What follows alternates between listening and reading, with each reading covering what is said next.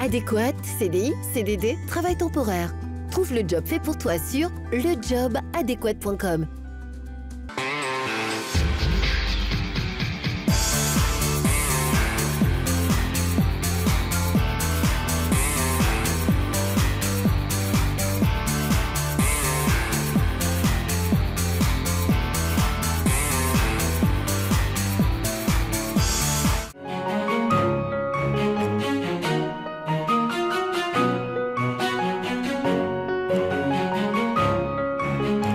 Bonjour à tous et bienvenue sur TLM pour C'est la rentrée, une nouvelle émission donc de l'Asvel, la performance au féminin, et on est à Corba et plus précisément chez Mister Auto aujourd'hui avec Lydia. Bonjour Lydia. Bonjour.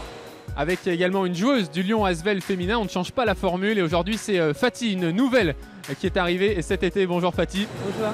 Alors le mieux pour que vous les connaissiez un petit peu plus, eh bien c'est tout de suite de regarder leur portrait.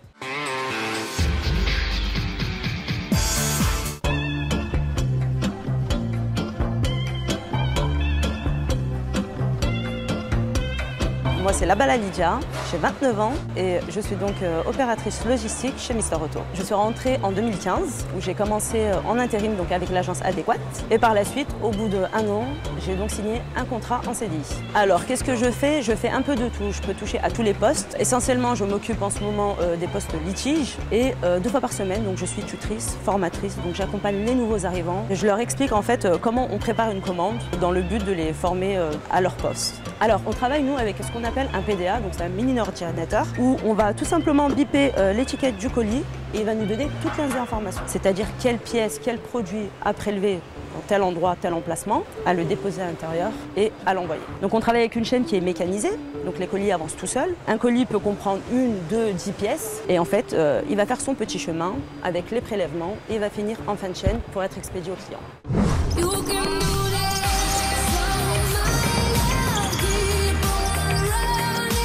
Je m'appelle Sako Fatimatou, j'ai 33 ans et je viens d'arriver à l'Asvel. Alors je suis intérieur, c'est un poste de jeu très physique. On est la dernière ligne de défense, on est très importante, et aussi au rebond, au niveau des contacts et au scoring aussi.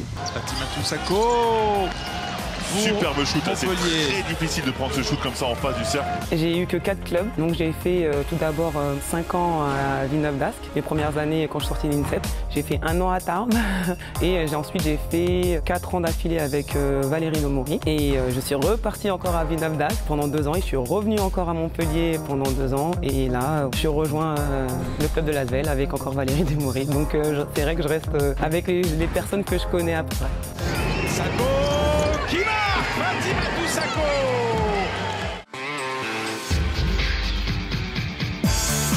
Voilà, maintenant que vous connaissez mieux nos 2 interlocutrices, on va donc rentrer dans le vif du sujet, intégrer une nouvelle équipe. Comment ça se passe? Et on va commencer avec Lydia, puisque tu es à domicile chez toi, ici à Corba, chez Mister Auto. Comment on fait? Est-ce qu'il n'y a pas trop de stress quand on passe d'une équipe à une autre? Non, c'est pas stressant, mais on a plus une petite appréhension qui dure 5 minutes, mais après une fois qu'on est dedans, on est dedans. Et c'est un petit peu pareil pour Fatih, j'imagine, au basket, parce qu'on change de club, on change d'équipe, on change de coéquipière. Alors c'est vrai que on change énormément de clubs, enfin pour certaines. Moi pour ma part j'ai changé que 4 fois en 14 ans, donc je trouve que c'est bien quand même. Je reste assez longtemps dans les clubs et c'est vrai qu'on a des petites appréhensions au début parce qu'on ne connaît pas l'environnement forcément.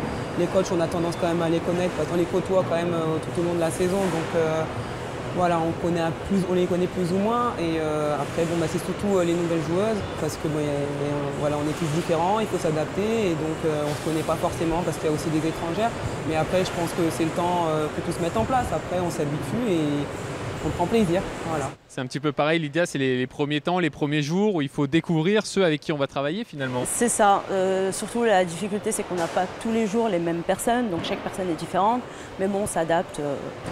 C'est vrai que ça doit être difficile quand même d'être avec des personnes différentes parce que nous, au basket on joue toujours avec les mêmes coéquipières, on connaît les habitudes, et c'est vrai qu'avec vous ça doit être un peu difficile au début. Ça doit prendre peut-être une petite heure au début, ça vient du temps de s'habituer, et après je pense que ça doit tourner quoi. C'est ça, tout dépend des personnes. Il y en a où ça va prendre 30 minutes, comme il y en a d'autres 1 heure, 1 h 30. Tout dépend des cas. Oui, il y a un feeling effectivement. Est-ce qu'il y a des des attitudes à adopter aussi, d'aller vers les autres, se dire que c'est à soi peut-être de faire le premier pas? Bien sûr, c'est des personnes extérieures, donc moi je suis de la boîte. C'est à moi de les mettre à l'aise, de les former et d'avoir le bon comportement en fait pour que tout se passe bien. Il y a comme une charte, Fatih, est-ce qu'il y a des intégrations qui se sont mieux passées que d'autres?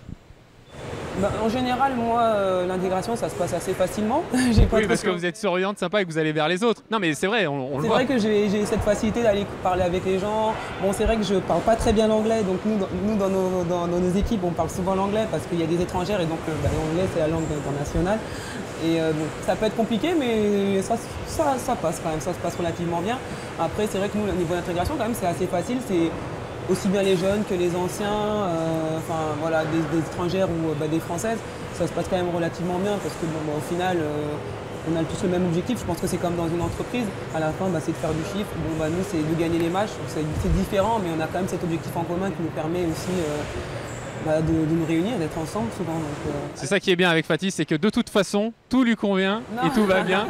Et on verra dans la deuxième partie, justement, après une petite pastille où Fatih va être pris en main par Lydia. Elle va essayer de travailler ici, justement. Elle le réclamait tout à l'heure. Eh bien, ce sera le cas ici chez Mister Auto. Mais ensuite, dans une deuxième partie, eh bien, on se retrouvera pour évoquer l'enrichissement personnel suite à ce qu'on a vu dans cette première partie.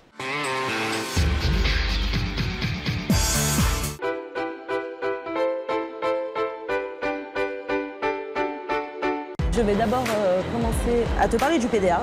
Donc c'est le matériel avec lequel on travaille. C'est comme un espèce de mini-ordinateur. Et c'est le PDA qui va te donner toutes les instructions. Il te dit où récupérer le produit, combien de pièces, etc. D'accord. Ok. Donc comment ça marche? Là, on est en boucle 1. Donc la boucle 1 comprend bien toute cette rangée et toute la rangée de l'autre côté. De l'autre côté de ce mur, on a ce qu'on appelle le lancement. Donc d'où partent les cartons. Donc si tu lèves ta tête, tu vas voir, on a les colis qui commencent à avancer. Et de là, en fait, les colis font leur petit chemin.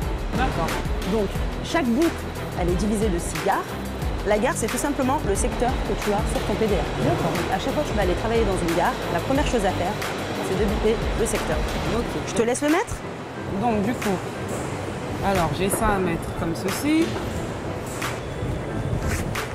Alors, il faut tourner. Alors, tu tournes, tu verras que ça va se resserrer. Ouais.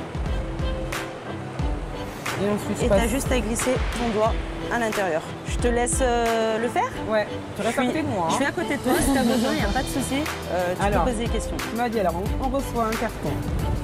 On sort les rabats là. C'est ça. Voilà, je bip. Voilà, amortisseur. Ok. Donc il y aura 2 pièces. Alors pour l'emplacement, donc c'est B1, donc c'est ici. Oui. Alors c'est l'année 16 si je ne me trompe pas. C'est ça. On va y aller. L'année 16. C'est là-bas. Ah bah c'est là-bas. Ensuite 01, donc on est là, c'est la place 01, l'étagère 01. Le 4, c'est à l'étage. C'est le niveau. Le niveau, voilà. Alors là, c'est 4. C'est ça. Ça commence toujours de bas en haut. Et c'est celui-là. C'est ça. Et j'aurai 2 pièces à prendre. Ah ouais, ça va, c'est pas si dur que ça en fait. Alors, une fois qu'on a compris le principe. Voilà. Donc là, j'en prends 2 que je vais amener directement dans le carton. C'est ça. Voilà.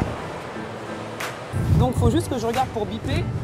Alors, voilà. Alors là, maintenant, j'ai plus qu'à biper mes produits. Tout à fait. Voilà. Et là, colis de dépose. Est-ce que tu te souviens qu'est-ce que ça veut dire colis de dépose? Il faut tout simplement biper le carton. Rebiper le code. C'est vrai. Et voilà, préparation de colis terminée. Et je remets les pièces à plat. Voilà, que j'abîme pas le carton. Non, on va mettre à côté. Voilà, comme ceci. C'est ça. Donc, normalement, c'est fermé et je peux fermer le colis. Nickel. Et voilà. Et tu peux l'envoyer. Ah oui, je le mets là-dedans. Alors, tu as juste à le pousser. Il n'y a pas besoin de le porter. Là, en l'occurrence, il n'avance pas tout simplement parce que tu ne l'as pas déposé sur le capteur. Si je l'avance un tout petit peu, il va avancer. D'accord. Ok? Ok, très bien. Maintenant, ça y est, tu es formé, tu sais comment ça marche à Mister Auto. Ouais. En espérant que tu as apprécié la formation. Si tu veux venir travailler, c'est quand tu veux. D'accord, ok. Bah, je peux venir de temps en temps pour faire donner un petit coup de main. Je te valide.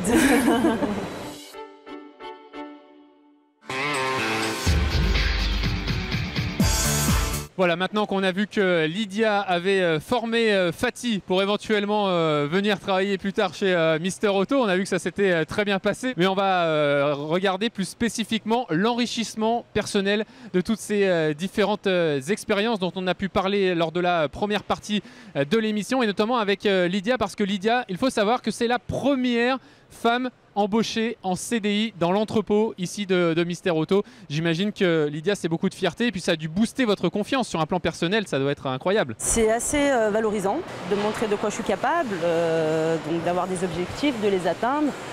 Et non, franchement, c'est cool. Je peux être fière de moi. Et ça devait pas être facile quand même au début d'être entouré d'hommes. Parce qu'en fait, je pense, moi quand on me dit qu'on est entouré d'hommes, je me dis il faut toujours se surpasser, faut toujours entre guillemets se battre pour dire qu'on est là, qu'on est présent et qu'on peut faire même mieux qu'un homme. C'est ça. Au début, j'étais un peu réticente, justement parce que j'étais beaucoup entourée d'hommes. Mais après, par la suite, quand j'ai fait ma place, tout allait bien en fait. Non, j'ai des collègues très sympas. Non, tout se passe bien. Il faut arriver à balayer les doutes au départ, c'est ça le plus difficile finalement. Mais est-ce que c'est pas soi-même où on se met des barrières? Parce que j'imagine que personne n'est venu vous voir en vous disant quoi que ce soit. Si vous avez été embauché, c'est que tout le monde sait que vous avez les compétences. Effectivement, c'est plus moi qui me mettais des barrières. Mais finalement, non, il faut juste avoir confiance en soi, savoir ce qu'on veut et puis foncer surtout. Et au passage, on recrute beaucoup de femmes, donc on est à la recherche, n'hésitez pas. Et c'est intéressant parce que finalement, c'est la même problématique pour la jeune basketteuse ou pour Lydia. Si l'entraîneur te met sur le terrain ou si on te propose le poste, c'est qu'on a déterminé le fait, on a détecté effectivement le potentiel. Donc pourquoi se mettre des barrières? Finalement, c'est un petit peu la même chose l'une et l'autre. Je pense que, je ne sais pas si ça se fait chez vous aussi, mais je sais qu'on a toujours cette remise en question aussi. Alors, je ne sais pas si ça se fait aussi dans le monde du travail normal, mais nous, je sais que ça se fait par rapport à nos performances et il y a cette remise en question après un match, après une grosse défaite. Voilà, il y a toujours cette remise en question, même après un entraînement. Donc, il peut y avoir des baisses de confiance, mais voilà, généralement, on rebondit quand même. Donc après, j'imagine que c'est dans le monde du travail aussi, c'est comme ça aussi. Bien sûr, après, je pense que c'est normal, c'est humain de se remettre en question, de perdre un peu confiance en soi. Après, il faut juste travailler, se poser les bonnes questions et foncer, quoi. Et en équipe, s'appuyer aussi sur les coéquipières. C'est ça. C'est ce que fait Lydia, c'est ce que fait Fatih. Merci beaucoup en tout cas à toutes les deux, Lydia, de nous avoir accueillis ici chez Mister Auto dans l'entrepôt à Corba. Merci beaucoup Fatih d'avoir été avec nous. On vous suivra évidemment avec toutes les autres joueuses du Lyon Asvel féminin toute la saison. Quant à nous, eh bien, on se retrouvera très rapidement le mois prochain pour une nouvelle émission sur TLM de Asvel, la performance au féminin. Merci, salut à tous.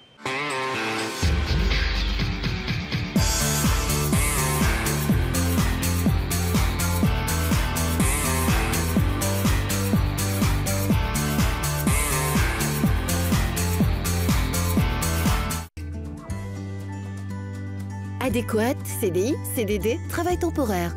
Trouve le job fait pour toi sur lejobadéquate.com.